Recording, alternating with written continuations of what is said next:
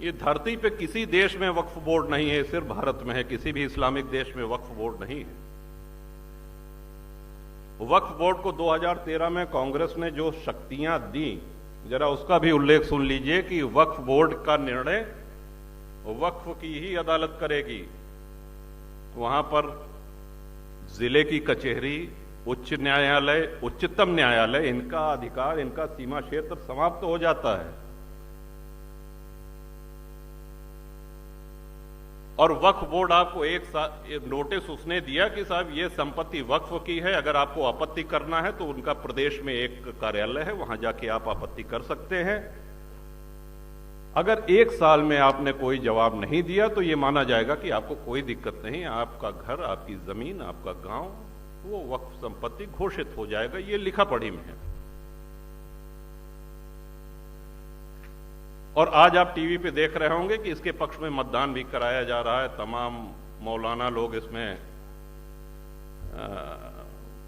Mobile के माध्यम से मतदान हो रहा है। इसमें हम सबको मुखर होना चाहिए, क्योंकि राष्ट्र रक्षा का दायित्व तो सिर्फ राजनेताओं का नहीं है। हम कुछ भी रखें, हम घर रखते हैं, अपने घर में हम सफाई करते हैं, उसकी रंगाई पुताई करते हैं, हम गौ पालन करते हैं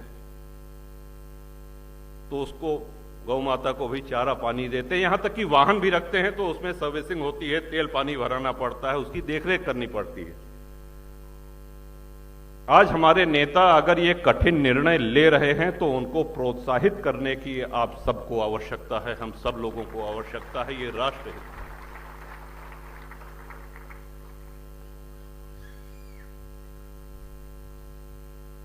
जातिवाद,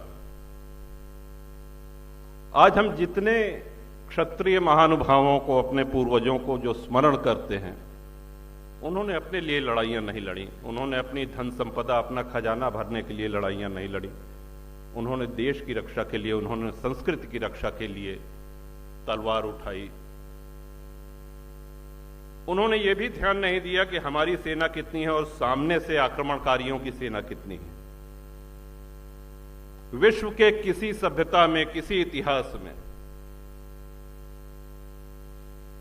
माताओं का जौहर जैसा पराक्रमी उदाहरण दूसरा कहीं नहीं मिलेगा। आप कल्पना करिए क्या माहौल रहा होगा, एक साथ 16,000 रानियां, 16,000 माताएं अग्निकुंड में कूद करके। किसकी वजह से? अकबर द ग्रेट की वजह से।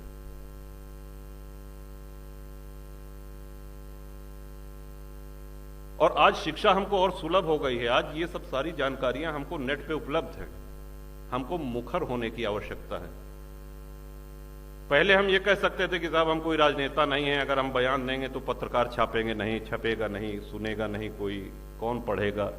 लेकिन आज सोशल मीडिया पे तमाम संचार के ऐसे माध्यम हैं जिसमें आप लिख करके, बोल करके अपनी उपस्थिति मजबूती से दर्ज करा सकते हैं। आज आप उन लोगों को प्रोत्साहन दे सकते हैं जो लोग राष्ट्र हित में, धर्म हित में निर्णय ले रहे हैं, बड़े निर्णय ले रहे हैं। देश का बंटवारा धर्म के आधार पर हुआ था। हिंदुओं ने कभी नहीं कहा कि हम मुसलमान के साथ नहीं रह सकते, मुसलमानों ने कहा कि हम हिंदू के साथ नहीं रह सकते, अलग मुस्लिम राष्ट्र चाहिए। पूर्वी पश्चिमी पाकिस्तान बना, सभी लोग जानते हैं। लेकिन उस समय एक चिंता व्यक्त की गई, और जो कि बड़ी जायज चिंता थी, और उस चिंता को व्यक्त करने वाले पहले नेता आदरणीय सरदार पटेल थे, जिन्होंने कहा कि इन देशों में जो अल्पसंख्यक, भारत के अल्पसंख्यकों के विषय में तो वो आश्वस्त थे, उनकी चिंता पाकिस्तान और बांग्लादेश में रह रहे अल्पसंख्यक हिंदुओं की थी। तो जब ये बात आई तो उसके बाद एक नेहरू लियाकत पैक्ट हुआ। आप लोग नेट पे देखिएगा, नेहरू लियाकत पैक्ट हुआ। तो उसमें ये आश्वासन दिया गया नेहरू जी की तरफ से और लियाकत की तरफ से कि नहीं साहब, इनको कोई दिक्कत नहीं होगी, मेजॉरिटी माइनॉरिटी दोनों एक समान अधिकार प्राप्त होंगे उनको, और दोनों फले फूलेंगे, किसी प्रकार का कोई खतरा नहीं होगा, उनको अपने ढंग से पूजा पाठ करने का अधिकार होगा, उनके में हमारा कोई हस्तक्षेप नहीं होगा। और परिणाम ये हुआ कि बंटवारा के समय 23% हिंदू पाकिस्तान में आज घट करके 1% रह गया है। जात पूछ के हिंसा नहीं हो रही है वहां पे। सोमनाथ जी का उदाहरण तो बहुत पुराना हो गया। अभी कुछ वर्ष पहले अक्षरधाम पे जो आतंकी हमला हुआ था, आप लोगों को स्मरण है? और नया उदाहरण दें, अभी 4 दिन पहले गणपति के पंडाल पे सूरत पे जो पत्थरबाजी हुई, हमने किसकी भावनाएं आहत की थी? हमने किसका अपमान किया था? हम अपने देव की आराधना कर रहे थे, इस बात पे पत्थरबाजी। वैष्णव देवी दर्शन करने भक्त जा रहे थे, जिस दिन आदरणीय मोदी जी तीसरी बार शपथ ले रहे थे प्रधानमंत्री की, तीर्थयात्रियों के बस पे आतंकियों ने अंधाधुंध गोलियां चलाई, कई श्रद्धालु मारे गए। उनको जात पूछ के नहीं मारा गया।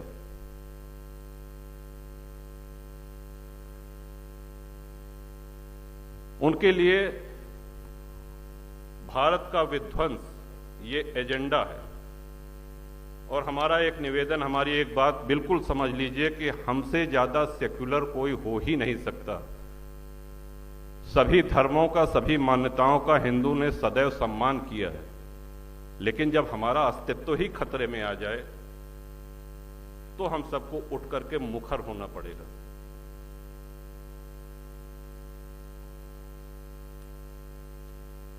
कितने कितने उदाहरण आपको दें।